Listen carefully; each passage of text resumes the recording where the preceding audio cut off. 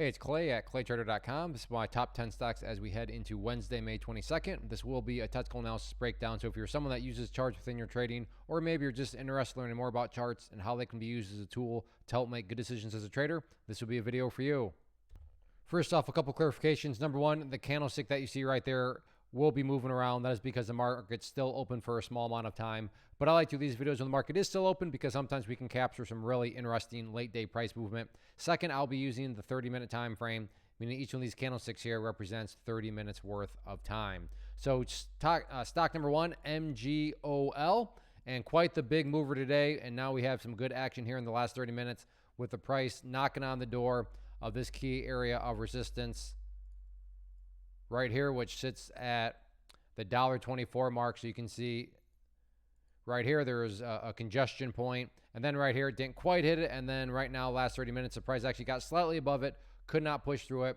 So $1.24 is going to be that main level. If the price does push up through it, the next key level to watch will be the highs up right here.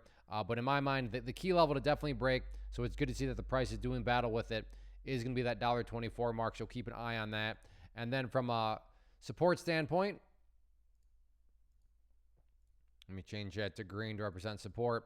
Pretty straightforward here. You have that sideways part of the consolidation right there at the 81 cent mark, so keep an eye on that. And then from a pattern standpoint, maybe some would disagree, but I think I'm within the realm of reason to call this a nice little bull flag pattern right there. So if you like this price range, you like bull flag patterns, definitely keep an eye on MGOL.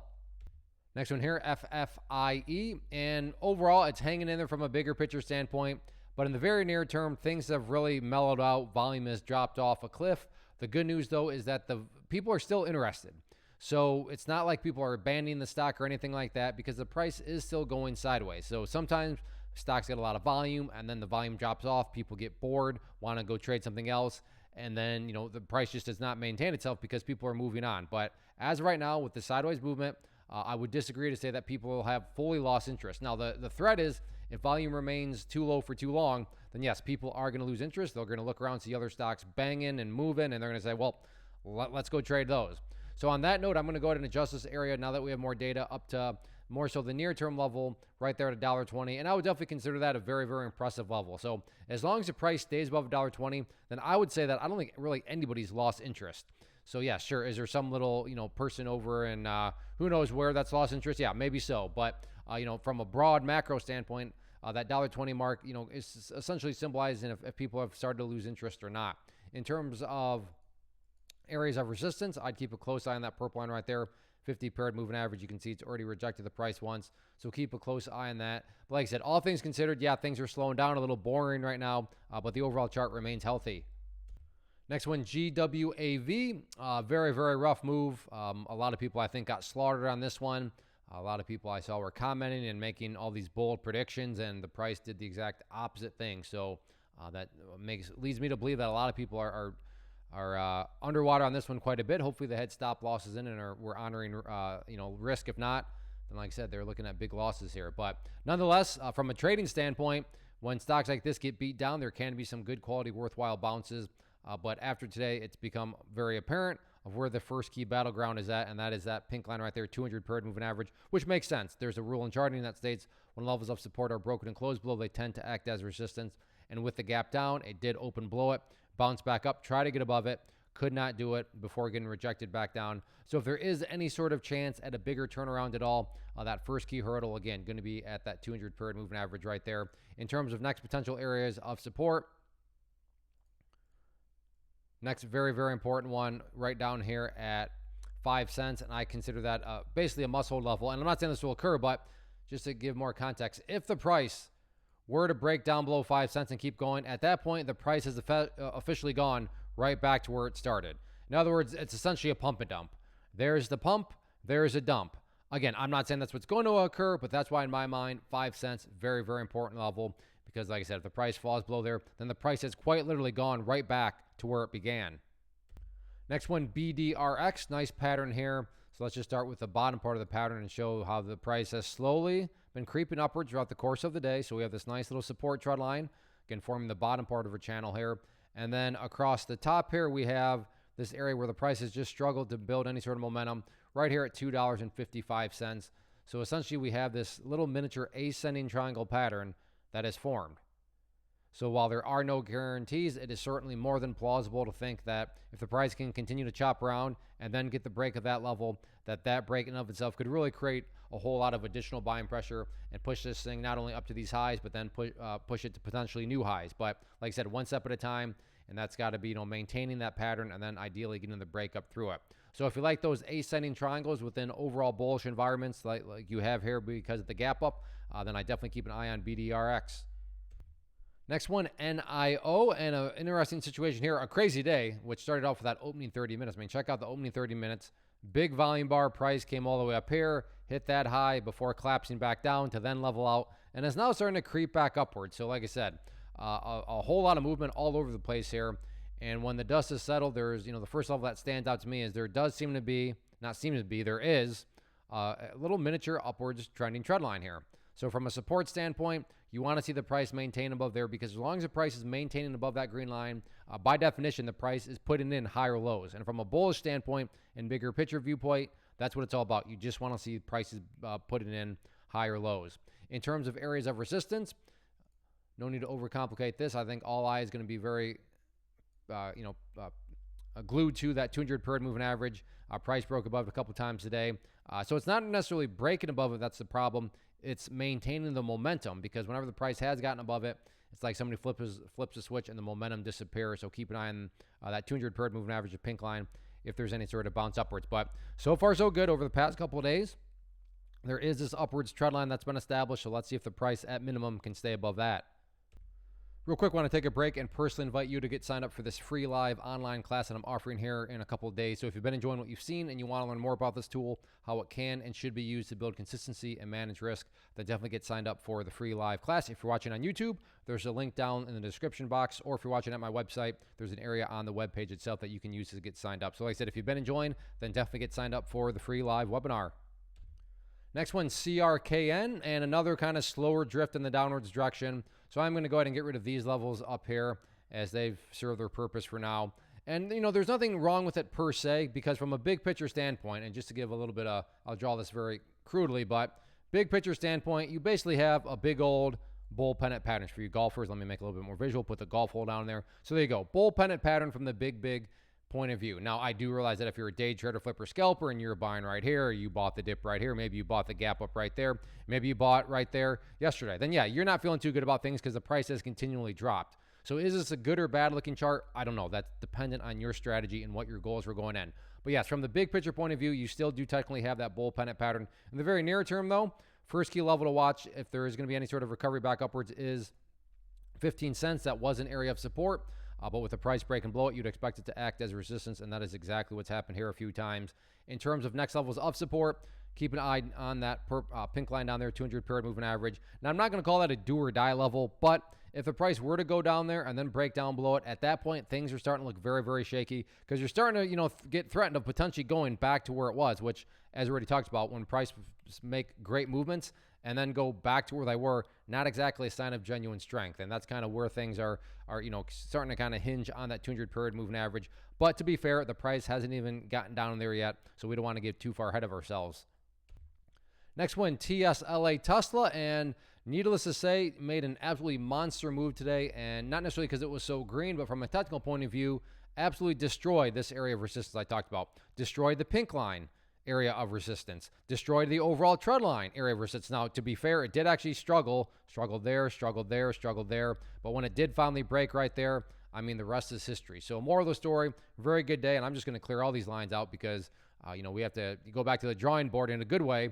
So let's figure out where the next potential area of resistance is, and I know it's hard to see, but that's always a good problem to have when you have to go back this far in the chart's history.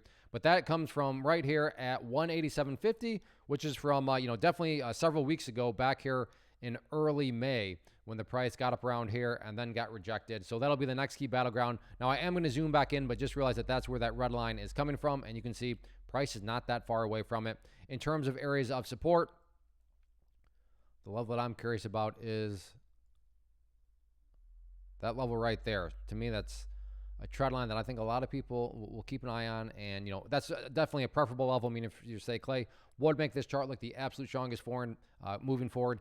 Definitely the price can stay above there. But from the big picture point of view, what you'll want to watch is that purple line right there, 50 period moving average. Keyword being moving, because I understand that line's very irrelevant right now, given how far down below it is. But as time goes by, that line will move itself higher and higher and get more and more relevant. But all things considered, absolutely monster day here for Tesla. Next one, AMC, and yes, this one has gone quite a bit, but what I find a little interesting is there is this upwards trend right here. So is this the leading indicator to something bigger? I don't know. It very well may not be, but it very well could be, and then this thing is exploding, saying, oh, I totally missed out on the leading indicator of it starting to slowly and gradually move itself back higher. So in terms of levels of resistance and areas that had struggled with, right here around the 502-ish mark has been a pretty big struggling point. You can see right here, struggled a few times there, and then even today. But in all actuality, you got this little ascending triangle here pattern formed. So is this ascending triangle pattern going to lead to a bigger breakout? We'll see what happens. Next one, CTNT, just a crazy looking chart. And in many ways, that's what a watch list is all about, finding those unique, finding those interesting situations, and not rushing out and randomly buying stuff, but watching it. And yeah, I don't think I really need to say too much, but I mean, this thing essentially went straight down all day long. In fact, look at the trend line that I'm able to draw. There we go.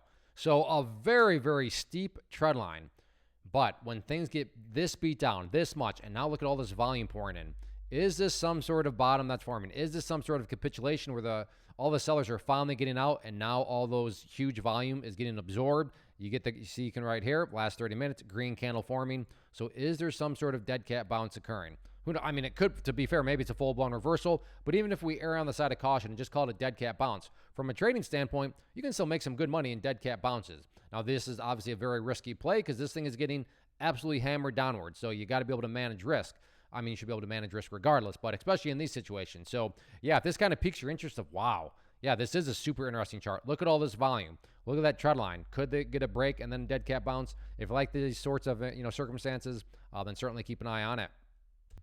Next one, TQQQ, monster mover. I was going to say monster mover today, which is true, but more so, just from where it started to up here. And then you can see finally broke through that red resistance trend line. And then as I speak, big green candle. It's pushing to new highs right now. Market closes in less than a minute here. But overall, updates need to be made. Let me get rid of that level. And, the first key area now to watch moving forward is just going to be right here, this former breakout point, right around the 64.40 mark. So if you're say, Clay, what would make this chart look the absolute strongest? Definitely if the price can stay above 64.40, but if the price breaks below it, by no means the end of the world, because as I've said and talked about numerous times before, just continue to watch that purple line there, 50 period moving average. In fact, if I go back like this, you can see that there's been so many times now.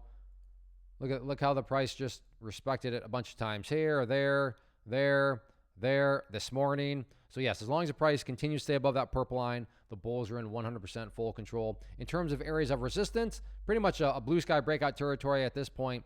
So just continue to watch, kind of how the candlesticks form.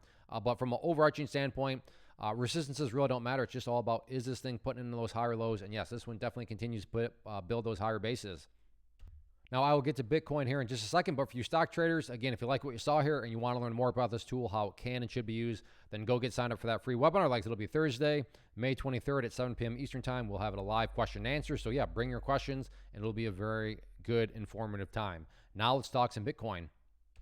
One quick disclosure, I'm now on the 4-hour time frame. So each one of these candlesticks represents 4 hours instead of 30 minutes, just because Bitcoin is open 24/7. So I want this analysis to remain relevant for as long as possible.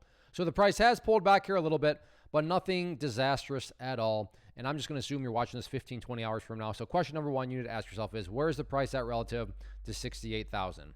If you're saying that the price is up above that level, then everything is still perfectly fine. Because even if you're saying, well, Clay, the price is actually right at that level, that's not a big deal at all, because, I mean, you'd still have a set of lows there, lows there, lows there. You'd still have an overall uptrend. Now, if you're saying, well, Clay, actually the price is down below 68,000, next immediate question, okay, where's the price at relative to that 50-period moving average? If you're saying, well, Clay, the price is down below there, okay, well, where's the price at relative to the 200-period moving average? Now, I highly doubt this is the case, but if somehow you're answering the question that the price is down below that pink line, the wheels have fallen off. There's something very wrong with Bitcoin, and the bears have shown up in a very big way. I would imagine, you're answering the question that the price is above 68,000, but worst case, I would assume that the price is still going to be above that 50-period moving average. I just can't see it, falling below both those levels in a 24-hour period before I'm back to update it again. So keep an eye on that. Now, maybe you're saying, well, Clay, yeah, the price is above 68,000. Well, then the next question would be, okay, well, where's the price at relative to this trend line right here? If you're saying, well, Clay, the price is actually up above that trend line, well, then that just implies that Bitcoin and the momentum have returned, so much so that it's gotten up to that level and then even broken up through it. So at that point in time, that would just be telling you that Bitcoin is fully still in the bull's control. And as I invited the stock traders, I'm inviting you as a Bitcoin and crypto trader, because what you're learning about in this class can and definitely should be used within the world of crypto and Bitcoin. So go get signed up. It'll be Thursday, May 23rd at 7 p.m. Eastern time. And like I said, we'll have a live question and answers. So definitely bring your questions. If you appreciate these top 10 videos, do a couple things for me. Hit that like button, leave a comment below. Let me know what you traded today. Do you have a request? I can try my best to do in the, tomorrow's analysis. So let me know those things down in the comment section. So yeah, go get signed up for that free class. Thanks for watching.